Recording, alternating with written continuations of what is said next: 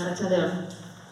Bueno, lehenengo, hasteko pentsatzen dut bate baino gehiago pentsatuko zula. Ez arkitekto bat osasunari buruzko saio batzutan, formazio batean, horregatik garrantzitsua iruditu zait, azken aldin entzuten dian esaldi desberdin batzuk ekartzea, ez? Erderaz irakurriko ditut, los diferentes modelos urbanos pueden ser interpretados como reflejo de distintas propuestas de vida. Albert Fuchsia arkitektoa eta Bartzelonako Unibertsitateko irakaslea. Eta gai hauetaz asko idazten duna. Baita ere, bigarrena, en términos de salud, el código postal es más importante que el código genético. Hori ere, nik hemen jarri dut Madrilgo Unibertsitatetik egindako azterketa batian bi arkitekto eta unibertsitateko irakasle hauek egindako artikulo baten edo azaltzen den esaldia, baina egia desaldi hori bera Googleen bertan jartzen behar ikusiko ez mara leku askotan atera dela. Eta bai, helburutan ere, horra azaltzen da hirugarren helburu bezala osasuna eta ongizatea, baita ere 11. azaltzen da auzo eta herri jasangarriak izatea, eta gero bestearen bat, 17 guztira ez azkenean helburu zeharka batekin eta bestearekin lotura dutenak. Baita ere azken aldien gero eta gehiago entzuten dugu Europako hiri osasuntsuen sarea edo, ez? Gero eta herriko aidia interesa adierazten horren inguruan. Eta horre goien da hone irudi hori berriz, da mundu mailako osasun erakundeak berak esaten du jende edo pertsona edo biztanle osasuntsuena zerren baitan diran osasuntsuenak, ez? Eta hori ikusten da besteak beste errepide seguruagoak eta beste hainbat gai daudela harreman zuzena dutenak hirigintzakin eta gure auzoekin, herriekin eta guzti horren ondorioz bizitzeko moduakin, ez? Hala ere, iruditzen zait besteek esaten dutenaz gain, bakoitzak bere burua galdetuko balio ere hauetako edozein argazki edo edozein espazio bai eraikinetan edo bai espazio publikoan zer sentitzen duen, lekuaren arabera emozio desberdinak sentitzen ditugula. Askotan denontzat berdinak ere ez dira izango, baina egia da askotan gauza asko koinziditu egiten dutela edo oso antzekoak izango dela. Orduan, honekin pixka bat adierazen nahi nuen, badakit goizean ere hortaz hitz egin dela, baina azkenean espazio publikoak eta eraikinak, arkitekturak eragin handia daukatela gure osasunean, gure ongizatean. Nik uste COVID-an histori guzti honekin hau dana oraindik areagotu egin dela edo konturatu gara oraindik gehiago guzti honek guregan ze eragina daukan eta ze garrantzia daukan eta gehiago guztionatu ditugula hainbat gauza, baina egia da osasuna eta hirigintzan arteko lotura ez dela oraingoa. Industrializazio garaian, 20. mendean, herrietan enpresa kutsakorrak jartzen hasi zirenean, ikusi zen horrek ondorio kaltegarriak zeuzkala osasunean. Orduan, hirigintza erabili zen enpresa kutsakor horiek herrietatik kanpora eramateko. Zer gertatu zen, herrietatik enpresa horiek kanpora eramatearekin batera, hirigintza egintza nolabait sinplifikatu. Egintzean erabilerak segregatu edo banatu. Eta orduan, gaur egun dauzkagun hiri, auzo eta leku asko daude oso erabilera banatuekin. Esango dugu, leku bat lan egiteko, beste bat bizitzeko, beste bat erosketak egiteko, eta zer gertatu da, horren erabilerarekin konturatzen jundela horrek beste arazo bat dakarzki da, ez? Horrek esartu da baita ere, ibilgailu motorizatuen erabilera areagotzea eta beharrezkoa izatea, eta guzti horrekin arazo berri batzuk sortu dira osasunean, ez? Hemen saiatu naiz pixka bat laburbiltzen arazo horiek zein izan daitezke nagusiki, ez? Esan duten bezala, airearen kutsadura, azkenean trafikoa, ibilgailuak, guzti hori baldin badaukagu gure kaletan, airearen kalitatea okertu egiten da, hor dago baita ere soinua, baita ere daude hirietako temperatura gehikuntza hori, ez beti esaten da, hirigunetan temperatura beti altuago esaten dela eta beroak eta batez ere handitan sortzen ari diala. Gero baita ere, esaten bezala, bizimodu horrek, hau da, ibilgailuaren menpeko bizimodu horrek, egin diguna da, erabilera edo bizimodu individualistago batera eraman, bakardadea gehiago sortu nolabete, bakoitza bere mundu hortan, bere autoan sartu, lanera joan, lanetik autoa hartu, erosketak egin, autoarekin, etxera etorri garajean sartu igogailu, ez dago harremanik, ez? Orduan, arazo guzti hauek izan dira, gaur egun, esan deten, industrializazio garai hartako arazoak ekiditeko egintzan erabileren segregazioa eta ibilgailu motorizatuen erabilera areagotze horrek arazo guztiak ekarri ditu gure herrita auzotara, ez? Orain azaltzea noa pixka bat, honen aurrean zer egin beharko genuten hirigintza ikuspegitik, ez? Eta hemen aipatzen ditut, hainbat gida azterketa eginda daudenak eta oso interesgarriak dianak eta begiratzea merezi duenak eta saiatuko naiz pixka bat, hauetan gehien bat amankomunean errepikatzen dian kontuak laburbiltzen. Esan dezakeguna da, 3 ardatz nagusi eduki beharko genituzkela kontuan, hirietan, herrietan, auzoetan jarduterakoan, ez? Kontuan eduki beharko genuke alde batetik, hiriak edo herriak ibiltzeko pentsatuak izan beharko luketela. Hau da, pentsatu beharko genukela oinezkoen eta mugikortasun jasangarriaren arloan hortik hasi eta ondoren noski ibilgailu motorizatuak behar dira, baina bigarren maila bat, ez orain arte egin bezala alderantziz, ez? Ibilgailu motorizatuekin kale baten azalera hartu eta proportzioan askoz ere azalera handiagoa ematen zitzaion ibilgailuei, oinezkoei eta bizikletei. Bigarren ardatz nagusia izango litzateke natura herri eta hirietan sartzea, ez? Natura berdeguneak egotea, landareak egotea, baita ere garrantzitsua da sare moduan funtzionatzea. Hau da, ez egotea herri batean sekulako parke handi bat herriaren punta batean, baizik eta auzo bakoitzak bere mailako beharrak asetzeko aineko espazioak edukitzea. Eta gero baita ere garrantzitsua da sortzea elkarguneak eta komunitate guneak, konbibentzia guneak. Lehen esan dugun individualismoa, bakardadea, guzti hori zatzeko, prebenitzeko. Gehiago sakonduta ardatzoietako bakoitzean, hau lortzea komplikatua da, ez da interesa, ibiltzeko herriak sortu, baina ez da bakarrik kale bat peatonalizatzea. Kale hortan jendea egotean nahi baldin badugu beste baldintza batzuk ere sortuan egin.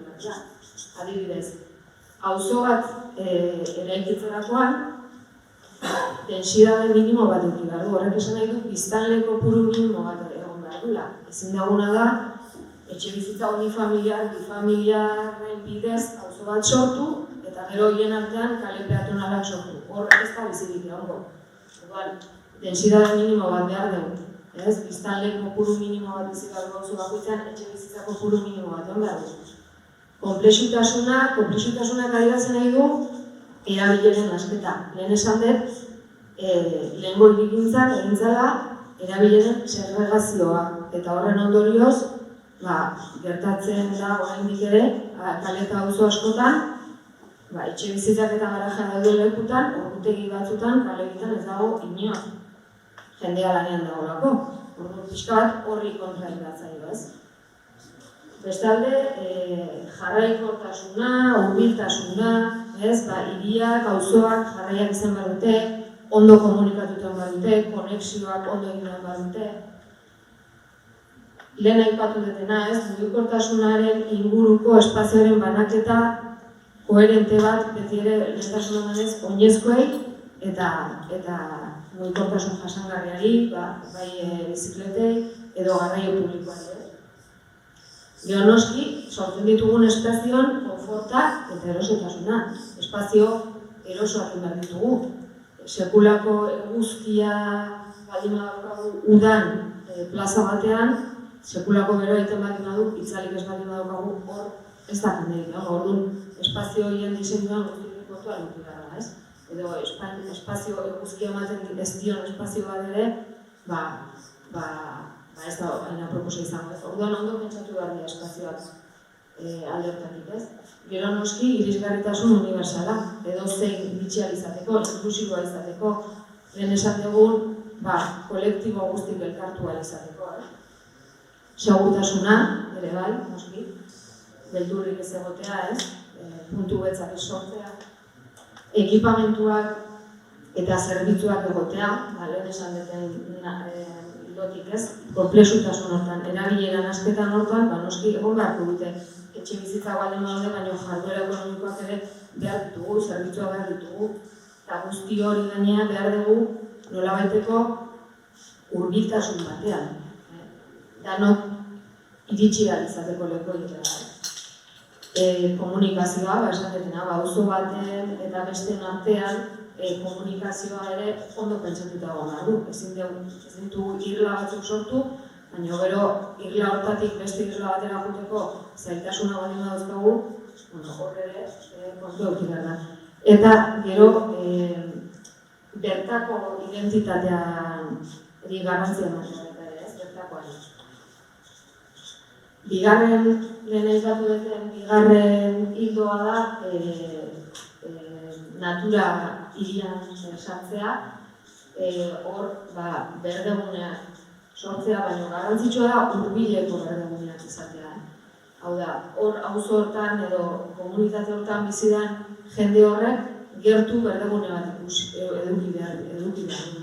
Hori ikusi da COVID garaian ze garrantzitsua zen.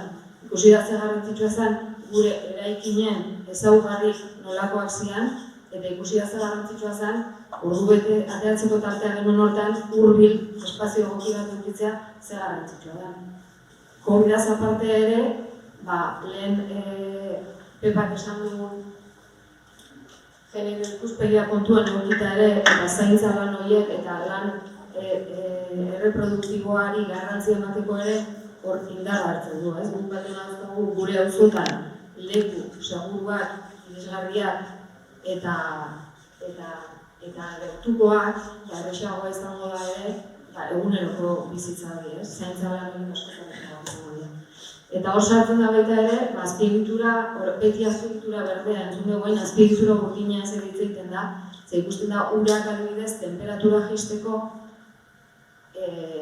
laguntzen dula, asko eta orduan espazio bat, parke bat, berdegune bat sortzen dugunean, diseinatzen dugunean, uraren presentziak ere asko laguntzen du. Eta baita ere gero, dauzkagun plaza ogorrak edo terrazak edo guzti hori ere naturalizatzea ere ondo egon izateke. Eta hirugarren ardatza esan dutena, elkarguneak, elkarrekin bizitzeko gunean, komunitatearentzako gunean, azkenean kohesio soziala lortzeko, parte hartzea indartzeko, espazio komunitarioak sortzeko, hor cohousingara aipatzen den. Ze azkenean, aurreago esplikatuko dut, baina hirigintzak eskala desberdinak gauzko.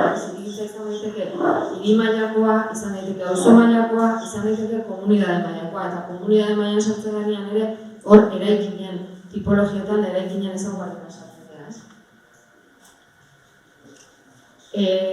Esan duten guzti horrekin,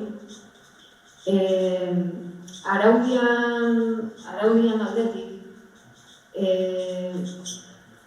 Aurrera, esango genuke osasunarekin lotuta ez, baina jasangarritasunarekin lotuta aurrera pauso batzuk ematen ari dira, ez? Adibidez, Eusko Jaurlaritzako lurralde antolamenduak gidalerroak azkena onartu dianetan, bai aipatzen dira hemen aipatu dituten hainbat kontzeptu jasangarritasunan ikuspegi bertatik, ez? Baina gero errealitatean gertatzen zaiguna, hirigintza plan nagusi, herrietan dauzkagunak eta baita Tolosan ere, oraindik daude lehengo erabileren segregazioetan oinarrituta. Orduan gertatzen zaiguna da guri udaletik gauza horiek, esan ditugun gauza horiek aurrera eramateko batzutan aukerak dauzkagu, baina beste batzutan oraindik ezinezkoa da, ez daukagulako marko guztia prest edo ez daukagulako dena gure alde. Baina bai azpimarratu nahi ditu, Tolosan 2019an pixka bat hildo hauek indartuz egintzean bi plan, alde batetikan eguneroko bizitzarako hirigintza aztertzen zuen Tolosako azterketa tekniko bat, auzo-jauzo herriko gune desberdinak baloratzen zituna eta espazio desberdinak baloratzen zituna mailak eta horrekin, ez? Hiria, auzoa eta komunitatea. Eta gero baita ere, 2019an egintzen, Tolosako mugikortasun jasangarriaren plana, genero ikuspegia baloratzen da. Hauek bai dira tresna batzuk guk egunerokoan erabiltzen ditugunak eta laguntzen digutenak hor esan ditugun irizpide horiek aurrera eramaten. Eta nik igual bukatzeko esan nahiko nuke lotuz pixka bat esan duen betaurreko kontorrekin ikusten hirigintzan ere berdina gertatzen dela, betaurreko horiek jantzi behar ditugula. Lehen garai batean bezala pentsatuta zegoen herri horiek zeuden lan produktiborako pentsatuta esan deten bezala erabilera segregatu, kotxearen menpe eta oain kontuatzen egireana guztia lortu behar baldin badeu horri buelta bat eman behar dugula eta hirigintza inklusibo bat indar dugula eta guzti horregaina osasunangan eragin positiboa dugu.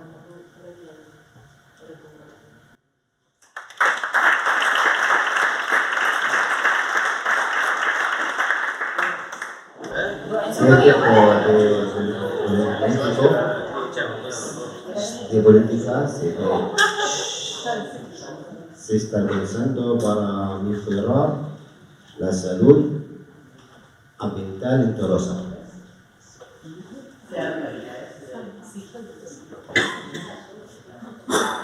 ¿Qué prevenciones ante el cambio climático?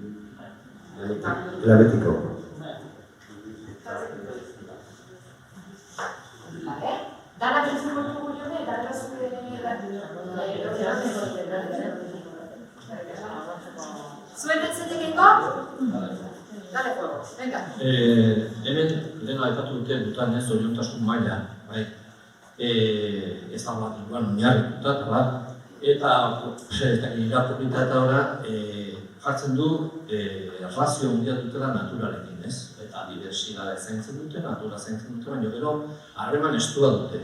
Eta hori da zutabetako bat. Zuk aipatu duzu, hiri osasuntsu batean bigarren zuta bezala introducción de la naturaleza en la ciudad. Baina nik uste aztu egiten dena, cómo vamos a interactuar con ella, y cómo vamos a disfrutar con ella, ez?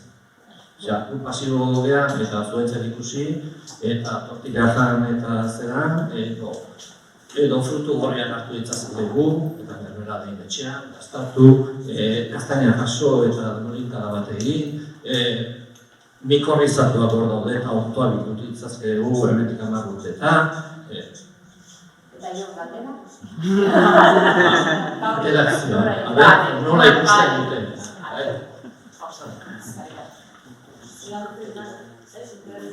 Como interakzioa.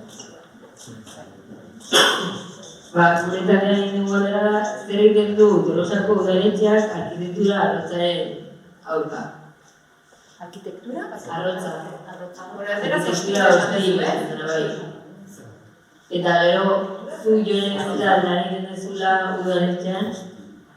Nolazak galdera? Esate, a ver. Zer aukera du? Bai, zorian. Arkitektura, lasai. Nola izan duzue barkatu arkitektura arrotza? Arrotza. Bale, ez ez dugu ulertu hemen. Ez dakit arrotza izango litzeke. Zer da? Ez da arrotza.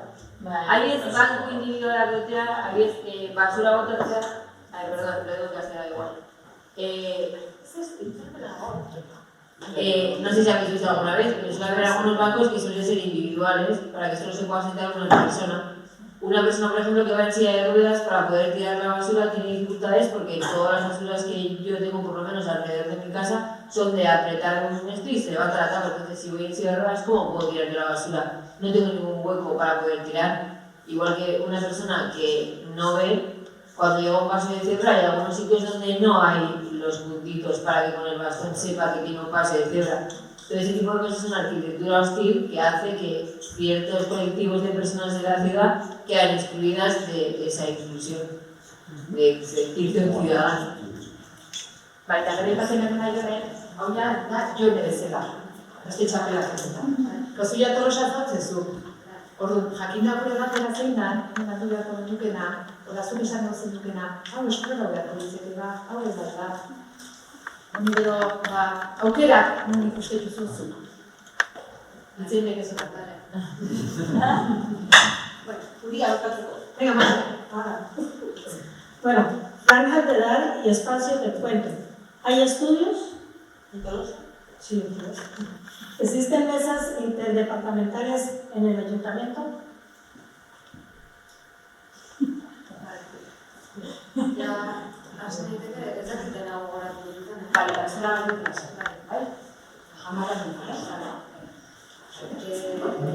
Lehenengo galdera pixka bat aldaketa klimatikoan inguru prebentzioak, hor, azkenean eraikuntzan, hirigintzan, prebentzio nagusia dagoen eraikinak eta birgaitzen saiatzea, eta ez bota eta berriak egitea baino, hala ere batzutan hori, nahiz eta nahi izan, ezin izaten dugu, azkenean hirigintzak arlo juridiko eta pisutsua dauka, eta batzutan horrek irabazte dugu, nahiz jakin, zenbait eraikin birgaitzea egokiagoa izango litzakela agian, botatzea baino, ez? Gero adibidez, material jasangarriak erabiltzea, naturalagoak erabiltzea, baita ere, sortzen dian hondakinak bertan berrerabiltzea, aldaketa klimatikoan aldetik pixka bat hori esango dute, ez? Egiten dugula, egiten saiatzen dira, ez? Gero, ingurumen osasuna aldatzeko politikak Tolosan, ez dakit momentu honetan hauela erantzuten nik gehiago nire arlotik erantzun dezaket. Igual egia da falta zaigula hor esan da mai hori, ez? Interakzioko mai hori, agian osasun arloa eta hirigintzan arloan artean. Gu gehiago hirigintza bezala saiatzen gana da jasangarritasunaren alde egiten eta horri ikusi duten bezala jasangarritasuna zuzenki dijoa osasunaren alde. Baina egia da, mai interdepartamental hori momentu ez daukagula eta agian planteatu behar da horrelako zerbait. Gero komentatzen zenuna, egarren nahikoa zure izena, Jon. Nahi idea bezala, ondo irutzi zait, esan nahi dut espazio horiek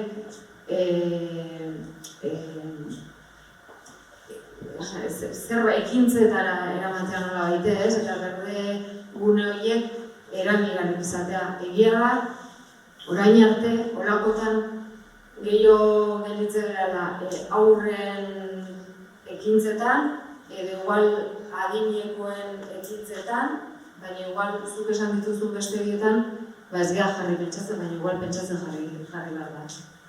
Bale, urrengo zan, arkitektura, hostila edo euskeraz. A ber, nik kontuan dut behar da, nik esan deten guzti hori gaur egun dauzkagu kale batzuk, dauzkagu ezaugarri batzuk dituzten plazak, herri bat, auzo bat, eta pixkanaka berritzen goazen bezala, obrak egiten goazen bezala, edo garapen berrik edo datozen bezala irizpide horiek txertatzen saiatzea, baina herri osoa aldatzerako urte asko jarrako dira, ez? Esan nahi dut, hirigintzan prozesuak oso luzeak dira, epeak oso luzeak dira, eta gainera diru asko suposatzen dute askotan. Orduan, seguru daudela olako, seguru daudela ez, badaude asko eta asko olako puntuak izan daitezkenak, gauza oso txikik, esan duzu bezala, zebra bide batek ez ditulako baldintzak betetzen, izan daitezke adibidez, San Esteban auzoa bezala, dauden eremu hondik eskatzen dutenak, hor esku hartzeko, ez, nolabait ez, eta saiatzea irizpide hauekin esku hartzen. Ez dakit, eta gero bestea zen, hemen gaztu zaitzizan, ¿le puedes repetir? La mesa. Zeharkakotasuneko maila edo espazioa. Baina, bueno, esan detena, printzipioz oraingoz ez dago, baina agian planteatu behar da. Ez dakit egitena erantzun dute gutxi gara bera. Esploratzeko aukera. Esploratzeko aukera.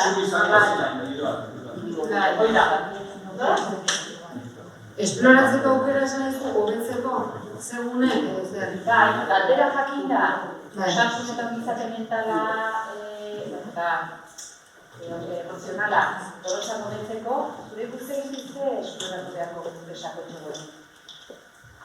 Nonik uste dut aukera, gero gauzatzeko.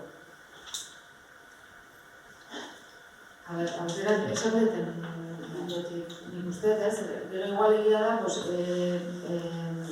beste ikuspegi bat duten edo beste ezagutza bat duten departamentoekin eta pertsonekin elkartuta, atera daitezkeen igual gauza, ez dakit, aberatsagoak edo ikuspegi zabalagokoak, baina nik azkenean gehien bat nire arloa ikusten dut ez.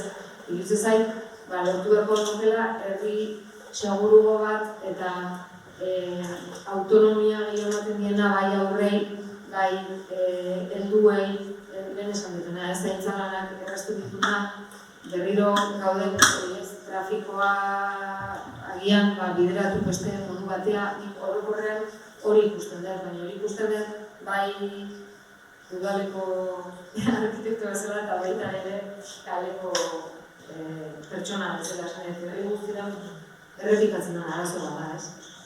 Ez da egiten dut.